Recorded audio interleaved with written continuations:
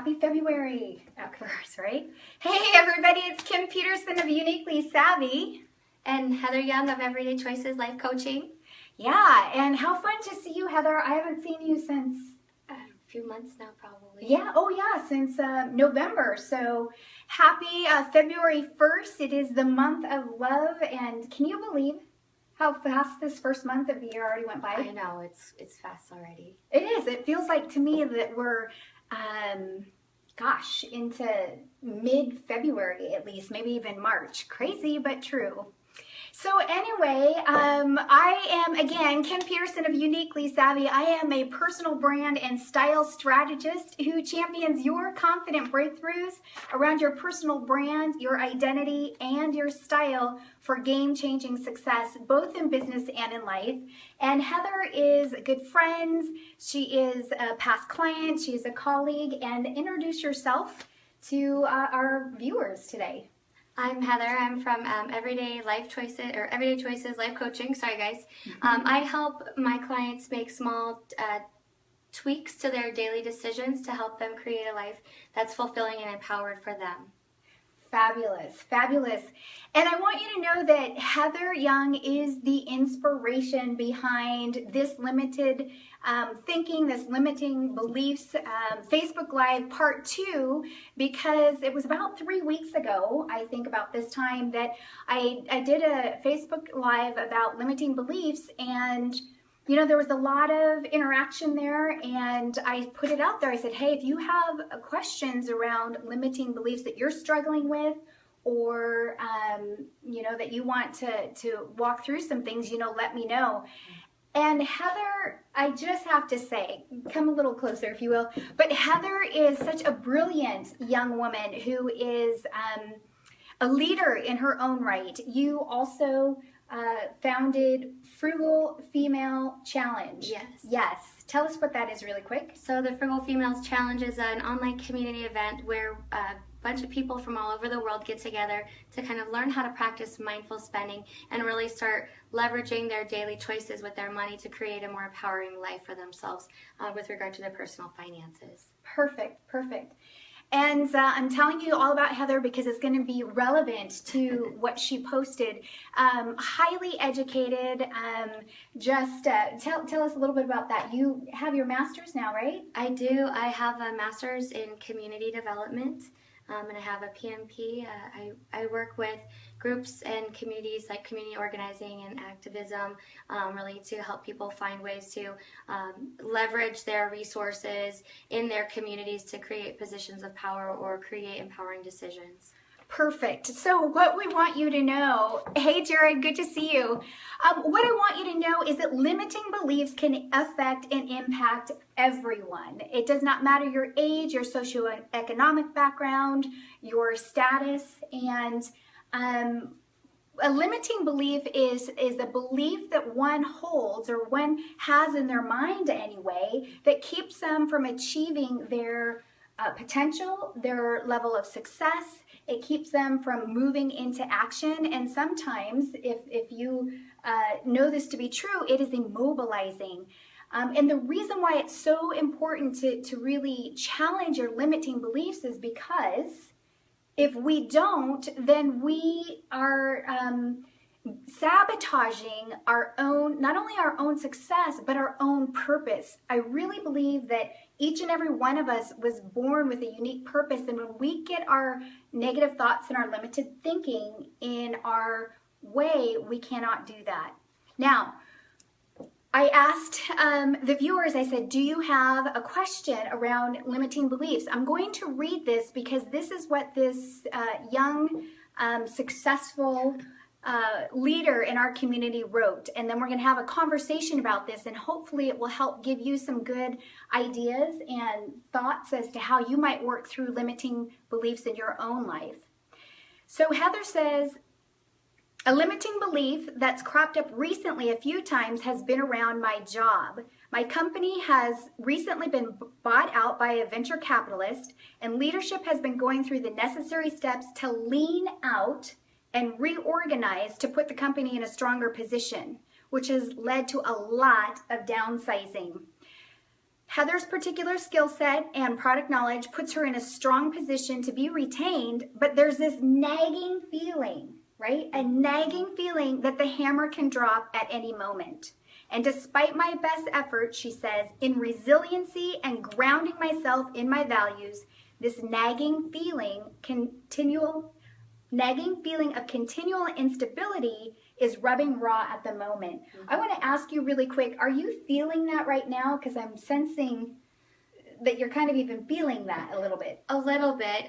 The initial shock and awe has passed a few weeks, but the environment itself is kind of, a little apprehensive, and I would say that my leadership and my management, team has been just great in trying to fix or address those kind of underlying concerns and feelings, but you still never quite know. Right. Okay. So this is what Heather said. She said, I'm afraid for my finances, that my debt is too big for me. And that's a very real concern. She said, I'm afraid that my efforts in planning and saving haven't been enough. I'm resentful that I have to rely on others for my source of income. Money to me is a huge personal trigger. And then she says this, which gives me chills. She said, I also feel guilty because I consider myself a teacher and community leader, and I'm having a tough time allowing myself to feel okay with these unstable feelings. I don't want to slip into victim mentality and helplessness. And she said, I'd love any nugget of wisdom if you had a thought to share. And so isn't that a powerful share? I want to thank you, honestly. I want to thank Heather right now for just your strength and vulnerability. Yeah. I mean, again, what leader is going to type that out onto Facebook for all to see? So thank you for that. And it was the absolute impetus for this conversation here today. So what I want to share with you really quickly is I was heading out to Mexico for my vacation with my guy the next day. So I didn't have too much time to get back to Heather, but I did create for her a compass for her to do some work around. We had done some mindset coaching before. I'll let her explain what happened. But I just shot this over to her and I said, Heather, what I want to ask you to do, I want to invite you to consider who you are. And so I drew Heather in the middle and I said, get reconnected with the mindset and the truth and the values of who you are, as well as the leader that you know you are in the community. I'm going to let her tell us how she worked through that and how that helped her shift those limiting beliefs. And then we will also talk about where she's at now. Thank you, Kim. You're welcome. We've worked together in the past, and I returned to our discussion and our, diagram. I'm a very visual person, so I have these big posters kind of around, and it's easy to connect to. So I am a little bit familiar with the compass, and so it's kind of like a mind mapping exercise. Oh, look, there's lots of love. Hello, oh, everyone. Lots of love. Hi, lots of love for you. Look at this courageous young leader. So Kim and I went through a pretty intense 4 or 5 hours session and got really grounded with who I was as a person, with my story and what kind of themes helped to kind of shape my kind of perspective and my unique kind of contributions in life. And so I felt like this was very much an inviting kind of exercise to kind of reconnect to some of those things. Right. So at first, one of the points in the compass is values. And I thought, okay, what are things that I really value, and some of those things are contribution, leadership, empowerment, community, giving back, those kinds of things. And I was thinking, okay, I can still be that person and have those same kind of thoughts and values. Even if my job goes away, I can still be that person and still be very grounded and still move in a position of power from myself. Yes, and I do want to add to that. What I think I'm hearing Heather say is her identity does not change even though her job may change. Correct. You are who you are, right? Yes. That unique contribution and those values that guide you in life, those things which equate to your identity do not change. Yeah, and so that was the first thing, and I thought, wow, okay, I already started feeling a little bit better, and I kind of mentioned before, I felt like I had the panic button, just like, oh, okay, red alert, everyone, all gears, everything was just red, red, red, and I couldn't see anything, and I was having a hard time like grounding myself, and so just even thinking about my values, it's just okay. What do I know to be true about myself? Yes. That was a really good place to start. Listen, folks, this is so true, and this is what I say to folks that I'm coaching. Pause. Hit the pause button. Hit the pause button. Pretend that that's right there in your palm of your hand. Hit that pause button and ask yourself a few things. Number one, what do I know to be true? And also, what's the next indicated step that I need to take right now? And I think that kind of is where I went. So the next kind of item on this was truth. And so it was kind of an inventory. Okay, what do I know to be true about my next available steps? Yeah. If the worst should happen, and if I found myself outside of employment, I felt that I had done a lot in terms of putting myself into a position where I felt that I could kind of recoup myself after a period of time. Yes. So I kind of interpreted that word truth as in, beyond values and beyond getting grounded with who I was. Yeah. Truth as in, okay, what is the real truth of the situation? Yes. Yes. Mm-hmm.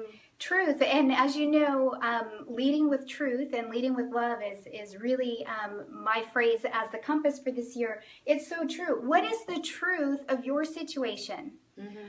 What are you experiencing right now in your life, whether it's, relationally, stylistically, financially, professionally? What is the truth about your specific situation? Because when you search for that truth, it gives you new, clear, fresh perspective, right? Mm-hmm. From which you can find a semblance of center, some point of being anchored so that you can then take next steps. Well, I think that leads in really well to that third point, which was mindset. So after I got really clear on who I was and who I was connected to, and, kind of just my higher powers and that sort of thing, and then figuring out kind of what the logistics, kind of what scenario A, B, and C was, then I was really able to kind of shift my mindset a little bit. Yeah. And take it out of panic mode at least. I don't think anybody necessarily feels really comfortable when their company is downsizing by any means. But at least I could understand the perspective of my agency. It wasn't necessarily that I was being targeted or anybody else was being targeted for that matter. The bottom line is this is a company. It's, and that I am an employee of another company.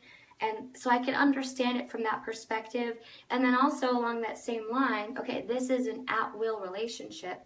I can leave if it doesn't suit me and if it's not putting me in a position of empowerment. Right. So I think that kind of just really shifted the mindset. There's still some residual kind of raw feelings and emotions there. Sure. I'm not going to lie. I know, right? But that definitely, those three things kind of really, okay, reset the trigger a little bit. Yes. I didn't feel like, all hands on deck, was a little more calm and collected moving forward and that sort of thing. Right. Absolutely. Now, I wanted to share with you, Heather, a few nuggets. I had so many thoughts that were flooding my mind 3 weeks ago when I got this, and I'll share them with you now, if that's okay, and share them out with you all as well.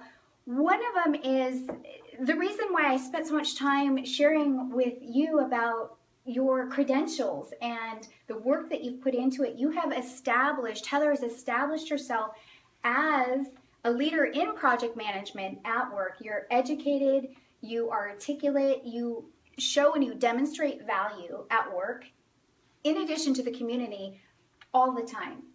So you have put yourself in the highest position to be retained. Right? Mm-hmm.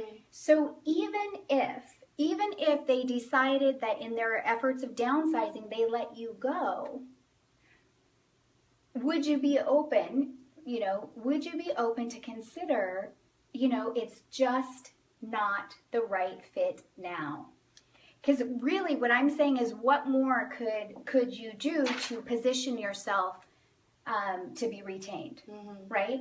So that's the truth of the situation, right? I have put myself in the very best position through education, through contribution, through leadership at work. I continue to exhibit a positive attitude. The door might close, and you know what? I like to believe, I am a woman of faith, but man, if that door closes when you have done everything in your right power to do, then likely there's something better that's coming down the pike. But you're still there. Yeah, so I'm still there. That's what I was thinking. I also wanted to share with you that it is a very real concern, finances. And you're afraid of that. And, you're concerned as to whether or not you've saved enough. Those are real concerns. And what I like about what you already said is only you can really take a look at that and establish the truth around your spending. And I know that you're, again, the leader of Frugal Females Challenge. So that's always a tongue twister for me to say. But other than that, I know that there are money coaches who really take deep dives into the mindset around finances. I know for me, I had a poverty mindset myself because I grew up in poverty. And it took until I was in my 30s to really do a deep dive work around that, to become free of that, so that I'm not holding my breath and worried. So I wanted to give you that tip. I wanted to speak to this about you feeling guilty. I think it's safe to say that leaders don't have all the answers. Is that right? I mean, leaders out there, give us a thumbs up. Give us a heart. It is so true. Leaders don't have all the answers. And so that you would feel guilty, that's weighty. But I also know that you came back to the word gracious.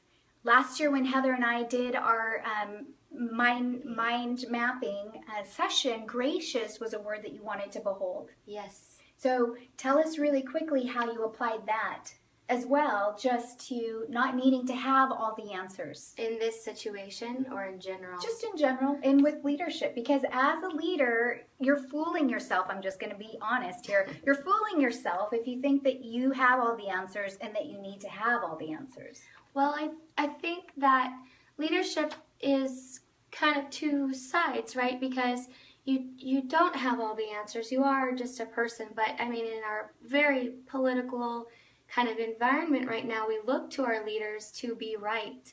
And yes, leaders are just people. And yes, they are people that have a good method and are transparent about the decisions and the choices that they make.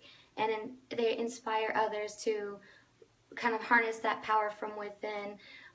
And the idea of grace, really, it was transformative for me, because I had a really tough time being guilty, always hard on myself. And you can see I still have to practice this often, because guilt came up again for me. And there's, I guess, some more work that I would like to do in terms of that trigger. But being gracious with myself, okay, I don't have to have this all right now. Or, learning it's okay to say, hey, that's a great question, let me figure this out with you. Or being gracious with others. If, I thought the bar should be here and they were coming up, in their own place, and it wasn't even a bar for them, it was a circle. Right, in terms of just letting things just kind of fall where they may, and having a little more trust that I didn't have to be the one that was driving everything. So it took a while for that new kind of mentality, new as in I've only been really practicing it for a little over a year now, but it took a while for that kind of to kick in, because all of the underlying things that had just come up about my life, about positions where I felt very disempowered, about poverty mindset or victim mindset. In my case, I had a lot of that stuff that impacted me as a young adult, or as a child, and so a lot of that stuff had come up, and it took a while for me to get out of that level one, or that very basic fear-based, and kind of move into that very intentional, Conscious movement, connection. yes, Conscious of grace and and just okay, I can connect to this value that I have and try to like navigate through this situation with this new lens. I didn't have to be in this lower level, Right. but this fear was causing me. Can I borrow that for a moment? Yes, yes, yes. So when Heather is talking about getting back into conscious connection with her values and her mindset and her truth, right? When we're in a fight or flight situation, it's natural that we are experiencing fear and maybe anxiety and maybe some doubt. Mm-hmm. But I say this, remember in the dark what you learned to be true in the light. Remember in the dark what you learned to be true in the light. And that is, I don't know if you can see this, but this is the importance of this compass. This is a compass that helps you with your mind mapping, because then this compass becomes your guide, right? And so in the fear and in the anxiety, this is a great way to get consciously reconnected, is to look back at, oh, yes, this is the truth of me. This is the truth of the situation. These are my values, and adjust that mindset. Make sense? Mm-hmm. For me, I'd love to share just one more thing that you brought up, a good point, just with our, political atmosphere right now. And just in general, as you're talking about leadership, you said, but we look to our leaders to be right. And yes, that's true. And yet I would invite you and invite me and invite anyone who's listening to consider this. I would rather have that leader be integral and accountable and transparent than right. That's true. You know what I mean? Mm-hmm. Because just think through that. We need integrity in leadership, right? Yes. We need transparency in leadership. If the goal is to be right, then what do we do in order to position ourselves to be right? That's where I think pride can come in. I have to be right. I can't be wrong. I can't fail. And when pride comes in, what do? All kinds of things, right? Oh, yeah. I mean, geez. I'm like, let me not list off what I do when my pride comes in. But, excuse me, but whether that's lying or pretending, or putting on false pretenses, when we do that as leaders, you, I, leaders in our community, or whoever, leaders of our homes, when we do that, we are setting ourselves up for true failure. So anyway, I just commend this one right here. Heather Young, I have chills to say that again. You just celebrated your 31st birthday. Yes. I can say that because she's still young. But look at the wisdom of this young 31-year-old leader. I commend you for showing up, for being so bold. I know I learned a lot from this. We hope that you all learned a lot from this as well. Much. Thank you for your time, Kim. It's always such a pleasure to work with you and spend time with you. Oh, good. Thank you. I look forward to more. Let's hug it out. Thanks, all right, everybody. Again, it's Kim Peterson of Uniquely Savvy, championing your confident breakthroughs around your personal brand, your identity, and your style for game-changing success. Bye for now.